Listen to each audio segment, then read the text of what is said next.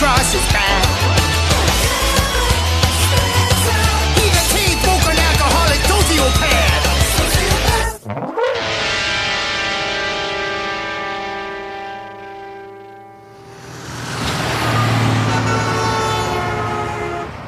I'm afraid I can't honor your check, sir. Jesus H. Christ, I got ID and everything. Sir, you have a well-documented record of defrauding this institution. Yeah, but this is the real government check. I didn't use the copier at the library or nothing. Sir, if you don't leave, I'll be forced to treat you in an even more condescending manner. Thank you. Percy hadn't had much luck getting his welfare check cashed, on account of him having a record for fraud longer than an Oscar speech. I don't know what to do, boy. Liquor store won't be open much longer. We need money. Hey, maybe we can sell our passports again. Kevin suggested they try cashing the check at Jimmy's pawn shop, because Jimmy was usually pretty flexible when it came to that sort of thing.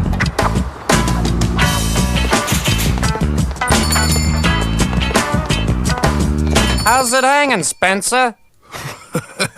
Lower every day, Jimmy. Touché. What brings you in? Gonna try and pawn me another stolen wheelchair? Me and the boy are on our way to get booze. Figured I'd stop off at the pawn shop and visit my stuff. See, boy, there's Daddy's old butterfly knife, what I stole from the War Museum. And there's where your old skateboard went, in case you was wondering. And remember how Mom's always bitching about how someone stole her accordion? That was the first thing you ever pawned here, Percy. Old lady didn't leave me no choice. I was sick of burying it in the fucking yard. Practically that whole wall is stuff Percy brought in. There's your old pool cue. Old Woody. That brings back a lot of sweet memories. It's a beauty of a stick, Percy. It's autographed by that dead porn star, John Holmes. Damn, I wish I had my old Woody in my hands right now. We used to have some good times. Quit shitting on my lawn, you stupid fucking mutt. Okay, Spencer, it's been nice reminiscing with you, but if you're not gonna buy nothing, get the hell out. Come on, Jimmy. Cash my welfare check so that I can go to the liquor store. Yeah, right. Good one, Spencer. Fine. I'll remember that, Jimmy. We'll see the next time you need something. Fine. We'll see. Fucking right we will. Whoa! What do we have here? Find a little 5-finger discount, Spencer? Kiss my ass, you son of a whore. You can't prove nothing. Yeah? Well, let's take a look at the security tape, you fat prick. I've locked the door, so you boys ain't going nowhere.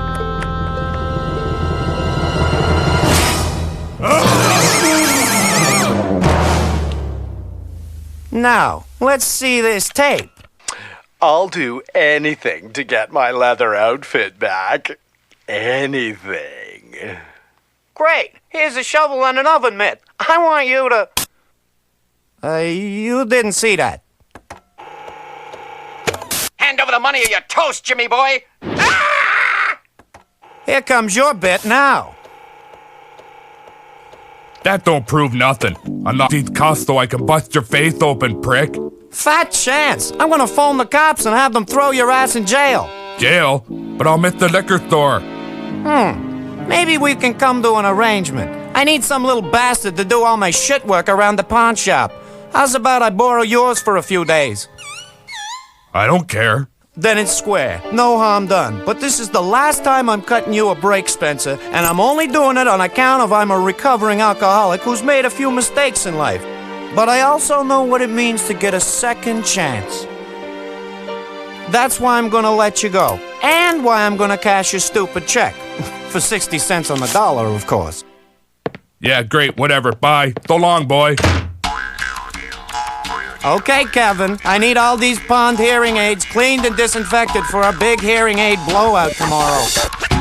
Kevin wasn't too happy about being treated like a slave, so he set to thinking about how he could get a hold of the old man and straighten things out.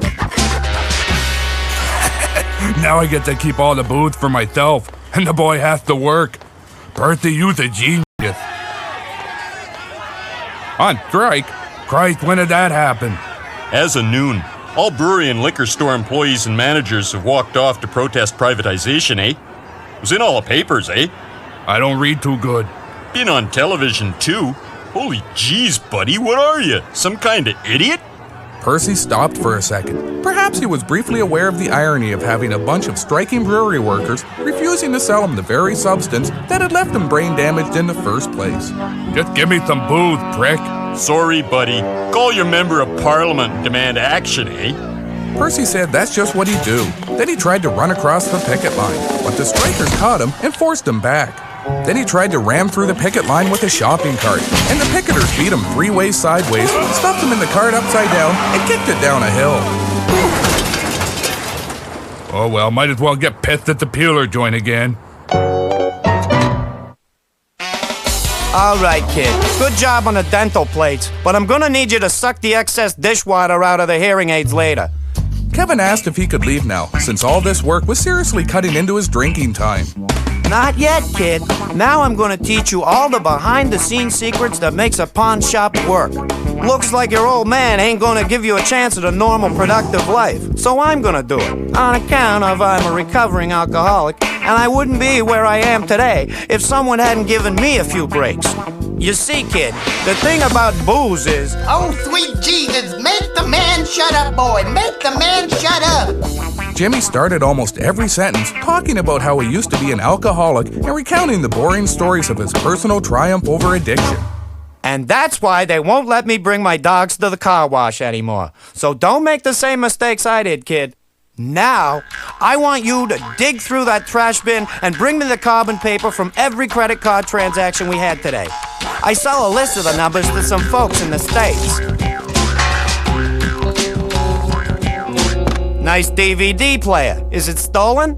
No way. I swear, it was a gift. I just didn't like the color.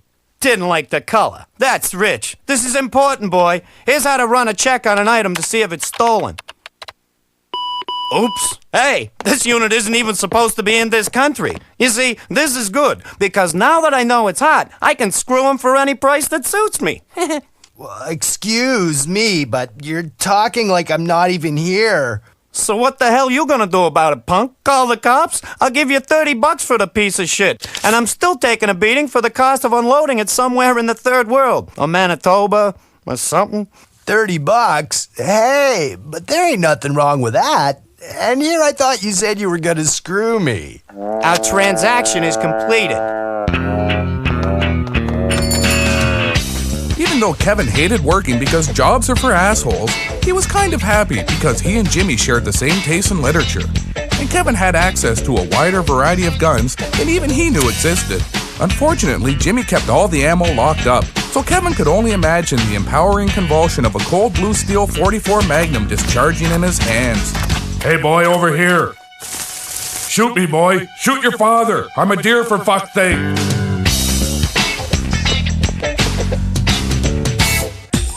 All right, boys, put your hands together for Crystal.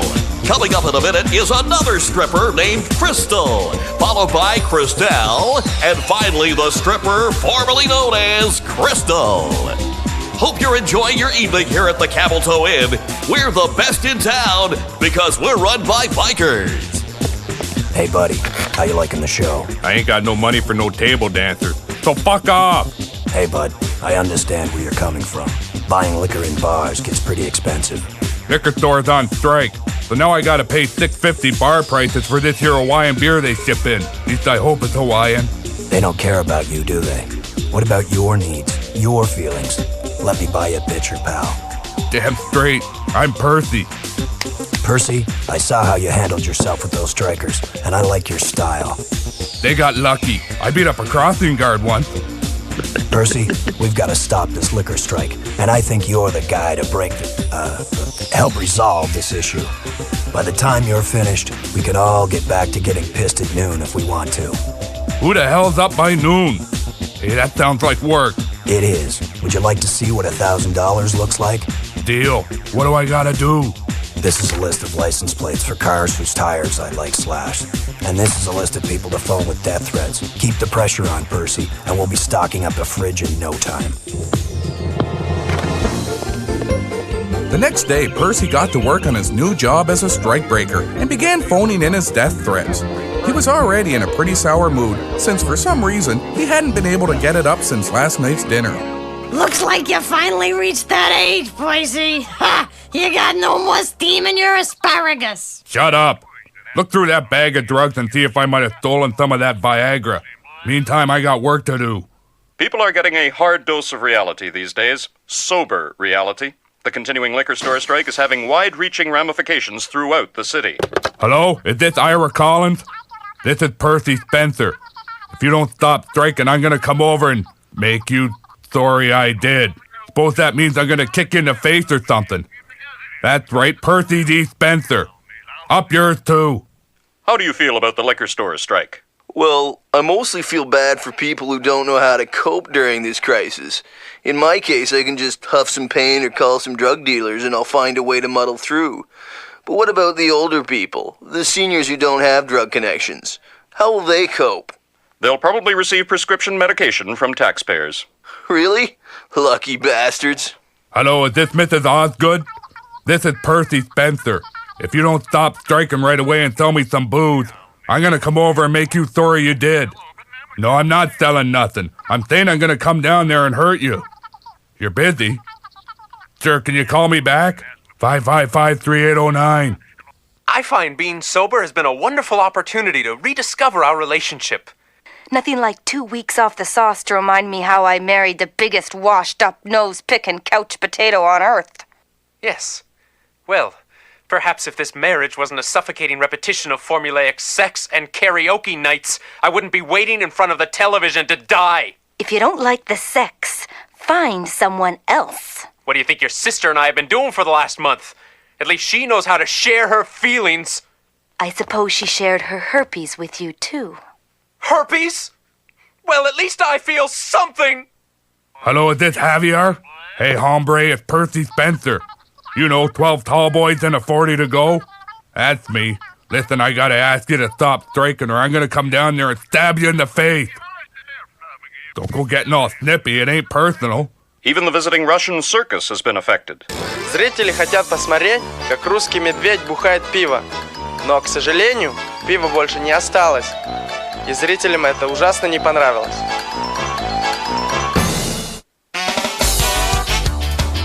Kevin was putting deodorant pads on the old rollerblades when Jimmy came in for the high point of his month. It's time to flip over the new calendar pages. Kevin asked which month the woman with the snake around her was from. That ain't no calendar, Spencer. That's my mother. On account of I'm a recovering alcoholic, I'm still trying to piece together the forgotten parts of my life. Kevin asked Jimmy why the hell he always started his stories talking about how he used to be an alcoholic. Funny story, really. You see, on account of my being a recovering alcoholic, I tend to make it the whole focus of my life. To really understand, you have to know my whole life story. I was born in 1957 and given the name Jimmy Jugs. I took my last name from my mom, a northern Manitoba stripper named Jenna Jugs. Mom wasn't rich, so she worked her way through most of the pregnancy, and her climactic belly flop finale was renowned from Whitehorse to Deep River. The only change to her act was the sign. When I was finally born, Mom raised me as her prop master.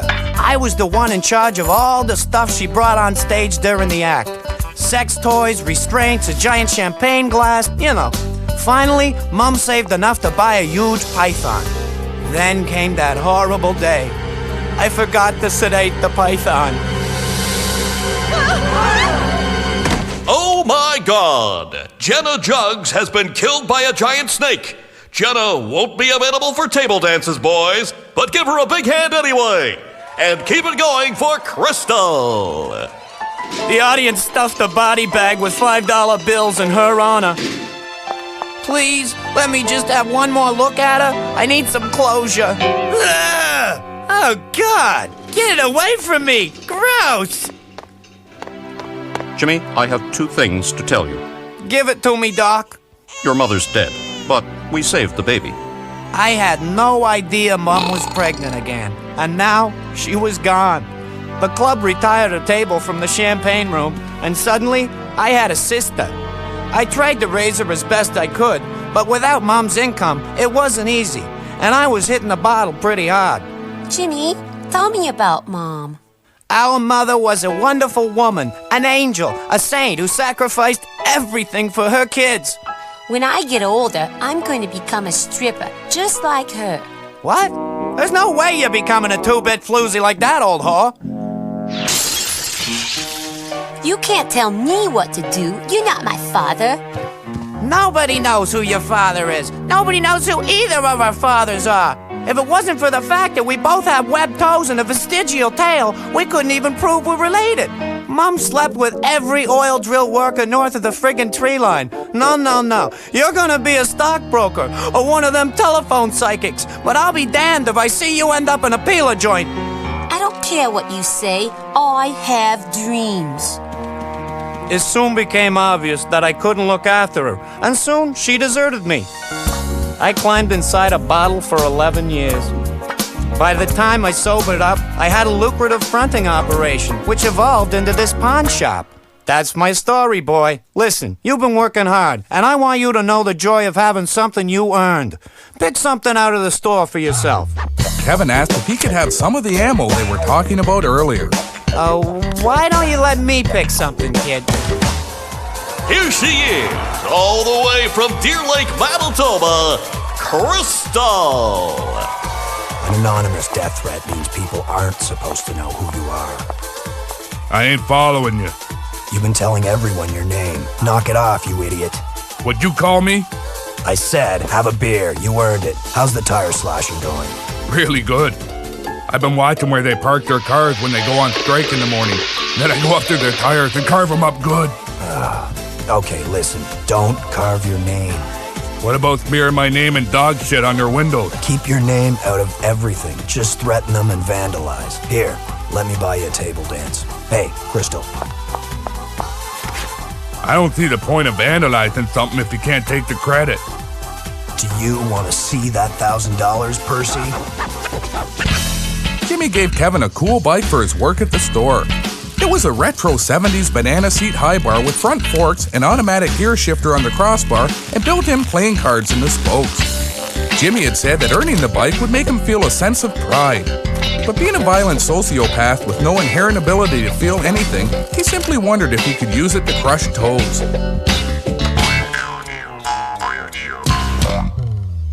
Kevin asked the old man what he was doing in the shed. Tore one off with this here stripper last night, and I didn't want your mother to catch me. Ugh, you owe me $80. $80? I couldn't even get it up. Yeah, but on account of I'm a recovering nymphomaniac who shouldn't have ever been doing this in the first place, I need some money for therapy and... Kevin told the stripper there was something real familiar about her, especially her webbed toes. Hey, stop trying to get it on with my stripper. In fact, you and your fairy bike can get the hell out of here. Yeah, listen, do you take post-dated checks? Kevin walked back towards the house, wondering if he should introduce Jimmy to his long-lost sister. It was the sort of thing that would make people real emotional, and if there was an outside chance Kevin wasn't a sociopath, it might have been worth a try. But just to make it interesting, he decided to blackmail Jimmy with the information. Hi, Kevin. Door went off with your mother last night, and I didn't want Percy to catch me. The news is all over town. The liquor strike is over. Within the first few hours of the announcement, the town was celebrating and people were cheering in the streets. After a few more hours of drinking, people were screaming and being beaten savagely in the streets. Several tenements had to be put to the torch, and 3 police cars have been flipped over. Hey, Spencer, I was just waiting here to pick off a few rioters. Kevin told Jimmy all about his sister. Let me get this straight. You tell me how to find the long-lost sister I haven't seen in 17 years, and in return I let you have the afternoon off? No dice, chump. I want to buy my old pool cue back. Cash up front, Percy. Fine, yeah, you can bring it with us to the strip club. Fella's paying me because it was me who stopped the liquor strike. I haven't been in a strip club in years, on account of I'm a recovering alcoholic who'd rather not be in places like that. You saying my booze ain't good enough for you, you fucking piece of garbage? I don't drink. I'm a recovering alcoholic. Oh, well just this one time won't hurt you none.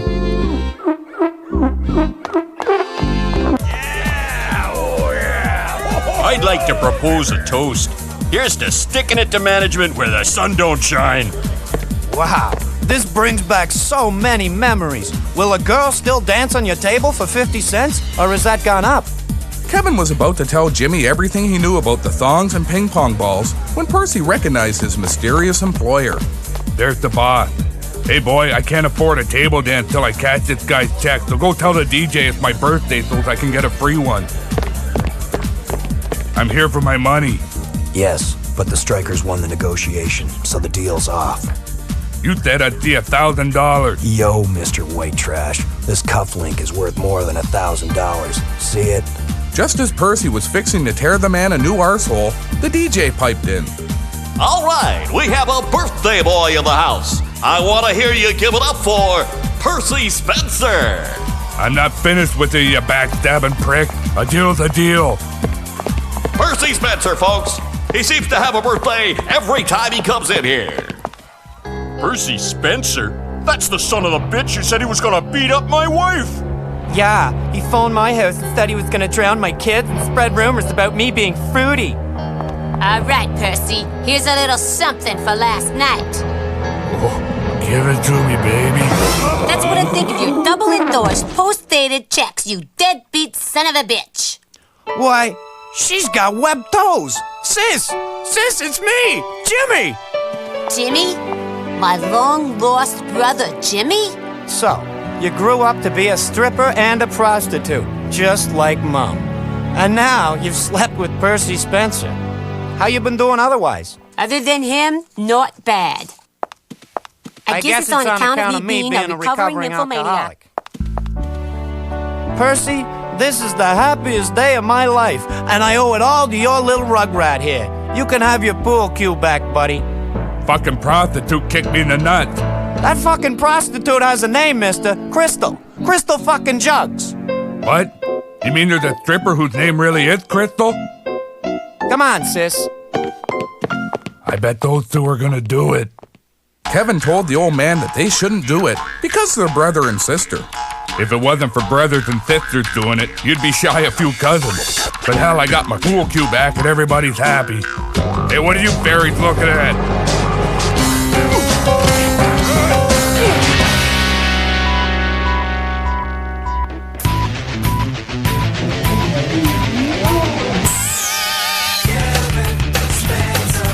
Something's wrong with that kid. His head don't work, it never did.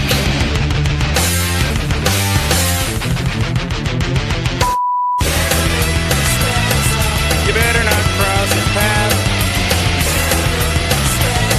He's a chain-smoking alcoholic, sociopath. Looks like you finally reached that age, Percy. You got no more steam in your asparagus.